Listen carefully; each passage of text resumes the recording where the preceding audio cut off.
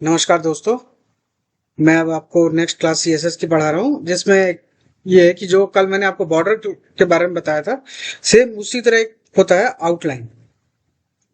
ठीक, जिस तरीके से बॉर्डर काम करता है उसी तरीके से आउटलाइन भी काम करता है, बट थोड़ा सा डिफरेंट रहता है। तो इसके लिए अभी आप देखिए किस तरीके से दिख रहा है। ठीक, ये बॉर्डर है। अब मुझे आउटलाइन सेट करनी है।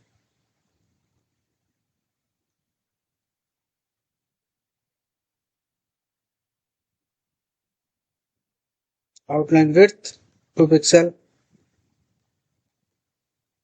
आउटलाइन स्टाइल सेम इसी इसी तरह तो जैसे बॉर्डर में होता है, सॉलिड एंड आउटलाइन कलर। अभी ऑफसेट नहीं बताता हूँ मैं, तो आपको समझ में आएगा। वो देखिए ये है, इसी के ऊपर एक और बॉर्डर दिखेगा। ये आउटलाइन है, बट आपको लगेगा ही नहीं कि भाई आउटलाइन भी सेम वर्क कर रही। बट अभी एक चीज देखिएगा, मैं ऑफसेट लगा दूंगा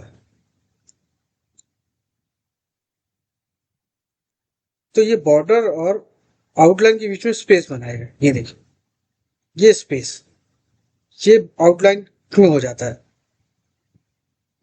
और उसी में आउटलाइन स्टाइल में आप सेम चीज यूज कर सकते हैं।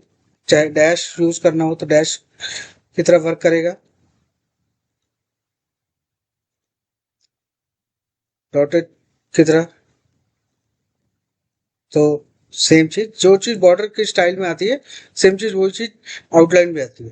बट आउटलाइन क्या है कि वो ऑलवेज बाहर की तरफ वर्क करेगी, और उसमें ऑफसेट यूज कर देंगे तो डिस्टेंस गैप बना लेते हैं।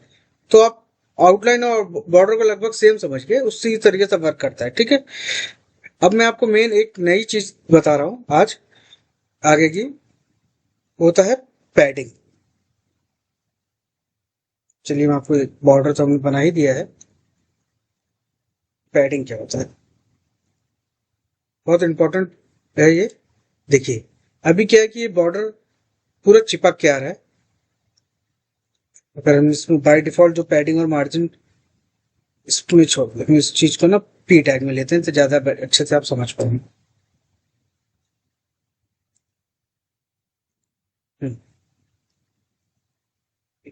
हम्म, अब ये देखिए, ये जो बॉर्डर चिपक के आ रहा है इसके, तो अगर हमको इसमें स्पेस चाहिए तो इसके लिए हम लोग पैडिंग देते हैं।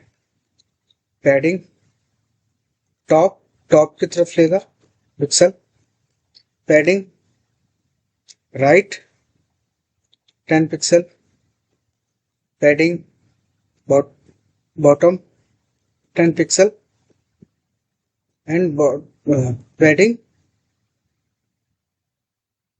Left 10 pixel. अभी आप देखिएगा, चारों तरफ से उसने 10 10 पिक्सल का स्पेस ले लिया है। अगर आपको किसी एक साइड कम करना है तो वो भी किया जा सकता है। बट इसमें एक चीज ये है, अगर हम इसको जैसे मैंने बॉर्डर के लिए एक में ही सारी चीजें दे दी, वो ये चीज हम इसमें भी कर सकते हैं। इस तरीके से पैडिंग लिखेंगे और 10 पिक्सल कर देंगे तो ये एक साथ सब में ले लेगा। देखिए, एक साथ सब में ले लिया। और अगर एक ही में आपको अलग अलग देना है, जैसे आपने अभी ये उसके बाद आपने 5 पिक्सल लिया, फिर 8 पिक्सल लिया, देन 2 पिक्सल लिया।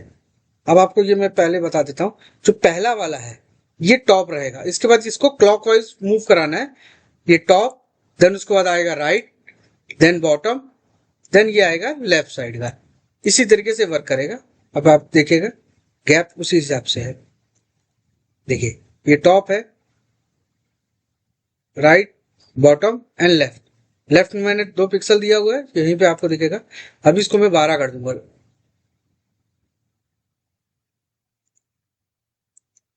देखिए, और इसको एक और अच्छी चीज में दिखाता हूँ।